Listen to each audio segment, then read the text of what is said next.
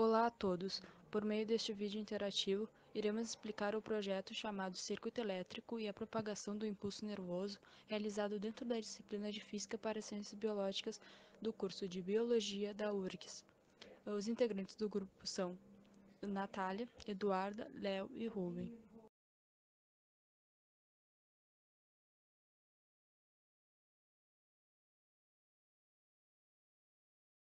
A seguir, será possível compreender que através da confecção de um circuito elétrico é possível simular o impulso nervoso gerado por um neurônio, impulso que ocorre pela sinapse elétrica propagado devido à membrana neural.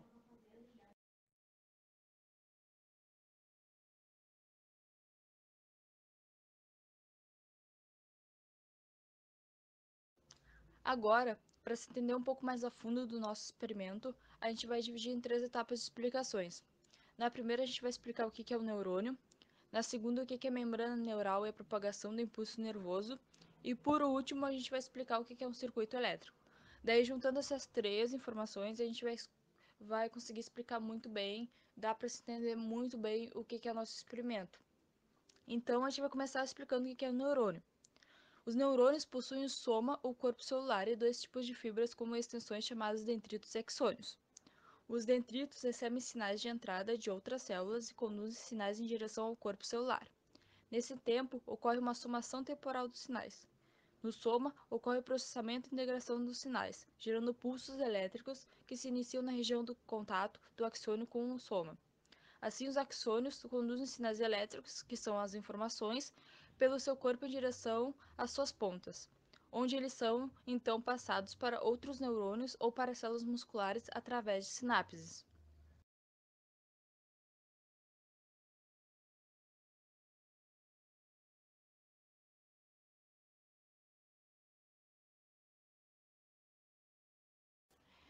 Galera, finalizando essa primeira parte sobre neurônio, a gente vai aprofundar ainda mais no assunto e vamos falar sobre a membrana neural e a propagação do impulso nervoso. Então, a informação viaja através de neurônio sob a forma de um impulso nervoso, chamado de potencial de ação, que corresponde a uma corrente elétrica que caminha rapidamente através do axônio até a parte sinapse. Os potenciais de ação são unidirecionais. A propagação ocorre pelas alterações das concentrações de íons ao longo da membrana plasmática.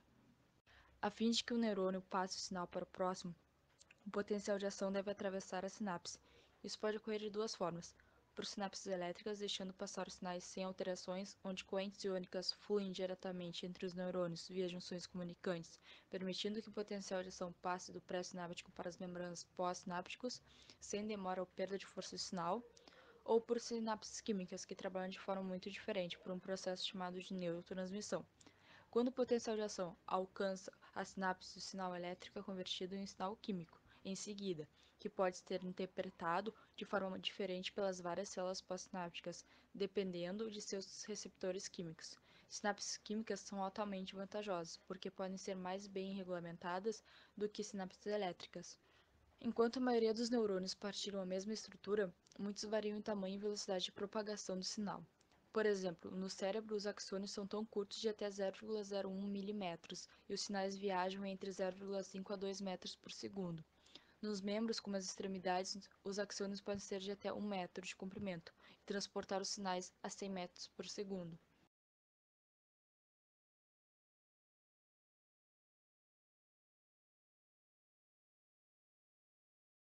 Bom, agora eu vou explicar a função dos íons nesse processo. A gente sabe que na célula existe uma substância chamada citoplasma, mas no axônio é chamada de axoplasma. Para o neurônio inativo no estado de repouso, o axoplasma tem uma carga global negativa. Isso porque as proteínas, aminoácidos, fosfatos e outras entidades com carga negativa no interior da célula não conseguem atravessar a membrana celular permeável seletiva, e a região externa da membrana é carregada positivamente. Essa diferença de potencial elétrico em as 2 fases da membrana, potencial de membrana, deve-se principalmente à distribuição desigual dos íons de sódio e potássio dentro e fora do neurônio.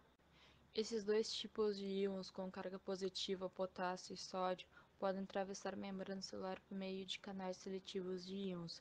Normalmente há mais íons de potássio dentro da célula do que fora, considerando que há mais íons de sódio fora da célula do que no interior.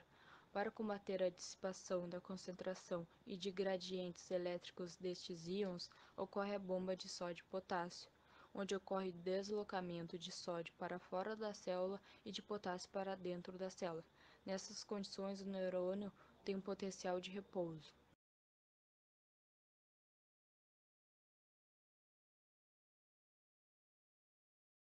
Pois bem, devido a esses efeitos iônicos, o potencial de repouso do axoplasma é cerca de 90 mV em relação ao fluido extracelular.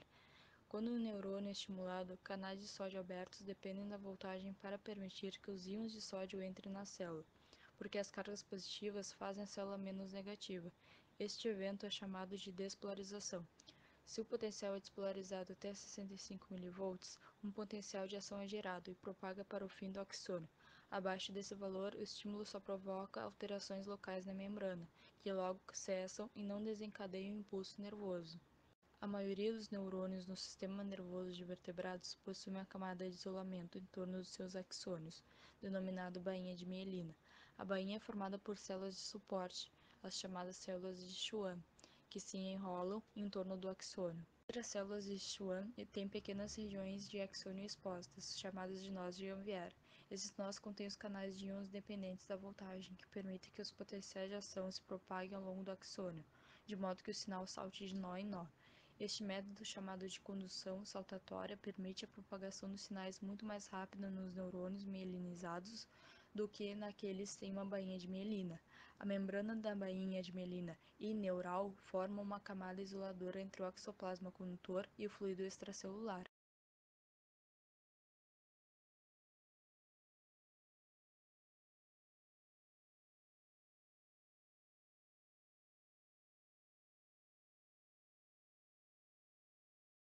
Como vimos, quando o neurônio recebe um estímulo, pode ocorrer alteração da permeabilidade da membrana, permitindo grande entrada de sódio na célula e pequena saída de potássio dela.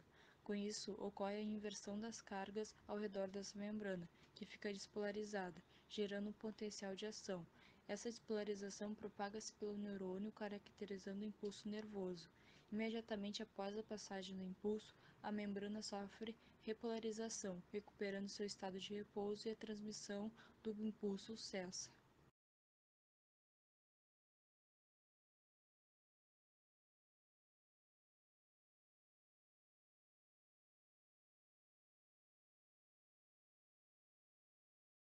Já o capacitor ele é utilizado para armazenar corrente elétrica.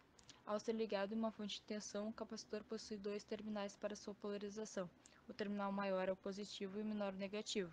Dentro do capacitor, os terminais são conectados por placas metálicas, separados por um material dielétrico.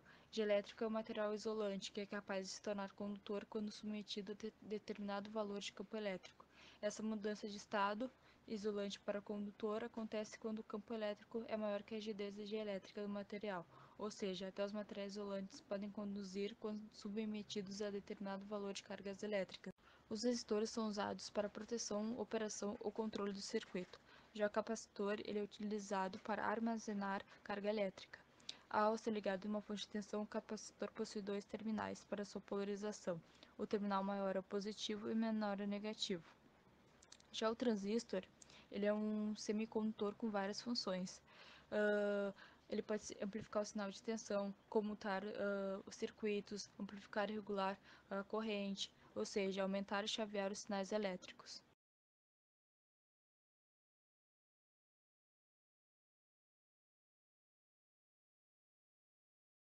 Por fim, esse é o circuito que a gente utilizou para poder representar o impulso nervoso, o sinal que gera o neurônio.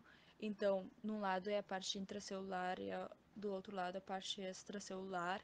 Dá para também identificar no circuito a parte onde representa o sódio e a parte que representa o potássio, né? Que é aquela questão das concentrações de íon, bomba de sódio e potássio que foi explicado. E depois a gente pode ver a forma de onda que é gerada no osciloscópio.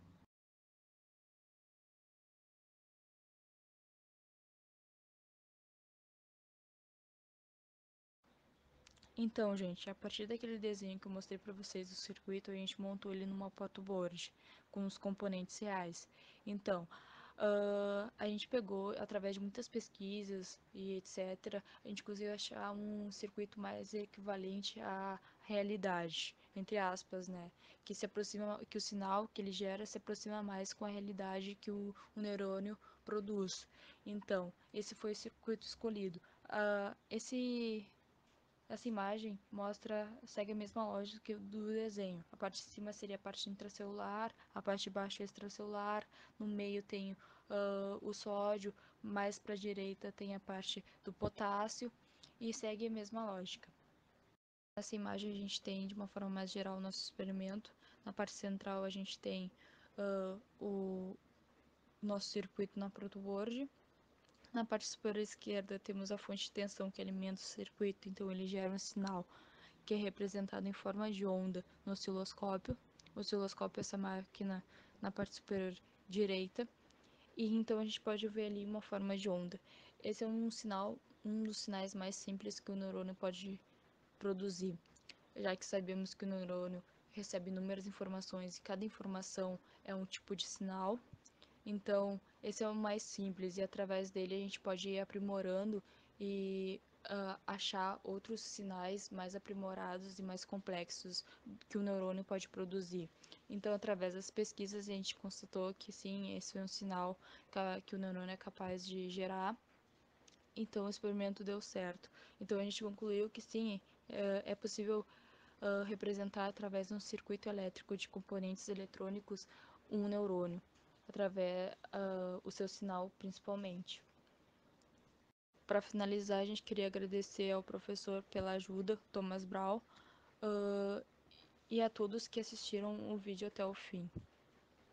E que esse vídeo tenha enriquecido seu conhecimento e traga informações importantes e úteis para você e para a sua jornada acadêmica.